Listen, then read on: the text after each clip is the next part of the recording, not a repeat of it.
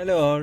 അപ്പോൾ എൻ്റെ ഇന്നത്തെ ഒരു ദിവസം എങ്ങനെ ഉണ്ടാവും നമുക്കൊന്ന് കണ്ടു നോക്കാം. രാവിലെ എന്നെ എണീച്ച് കുളിച്ച് റെഡിയായി ഒന്ന് പുറത്തോട്ടൊക്കെ ഇറങ്ങി ചുറ്റുപാടൊക്കെ നോക്കി കറങ്ങി തിരിഞ്ഞ് വന്നപ്പോഴത്തേക്കും ഓഫീസിൽ പോകാനുള്ള ടൈം. അങ്ങനെ പുറത്തിറങ്ങി നോക്കിയപ്പോൾ ചെരുപ്പ് കാണില്ല.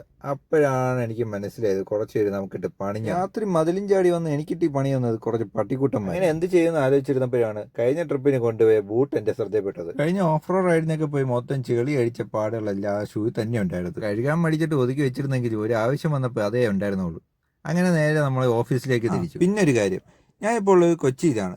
ഈ വഴിയും നേരത്തെ കണ്ട ഫ്ലാറ്റൊക്കെ ഒട്ടനേകം സിനിമകളിലും ഷോർട്ട് ഫിലിമിലൊക്കെ അഭിനയിച്ചിട്ടുള്ള 2 സെലിബ്രിറ്റീസ് ആണ്. അങ്ങനെ ഓഫീസ് എത്തി, ഇനി പുറത്തിറങ്ങിയിട്ട് കാണാം. അപ്പോൾ ലഞ്ച് കഴിക്കാനുള്ള ടൈം ആയിട്ടുണ്ട്. അങ്ങനെ ലഞ്ച് കഴിക്കാൻ വേണ്ടി ഞങ്ങൾ പോയത് സോഷ്യൽ കിച്ചണിലേക്കാണ്. എനിക്കൊരു ഗ്രേപ്പ് ജ്യൂസും ഒരു ഗേഡ് റൈസും പിന്നെ ആശാനും ബിസി ബെല്ലെ ബാത്ത് എന്ന് പറയുന്ന എന്തോ ഒരു സാധനം ഓർഡർ ചെയ്തിട്ടുണ്ടായിരുന്നു. നമ്മൾ ഓർഡർ ചെയ്ത സാധനം കിട്ടിയായിരുന്നേ. ഇതാണ് കേഡ് റൈസ്. ഇതേ കാണുന്നതാണ് ബിസി ബെല്ലെ ബാത്ത് എന്ന് പറഞ്ഞ സാധനം.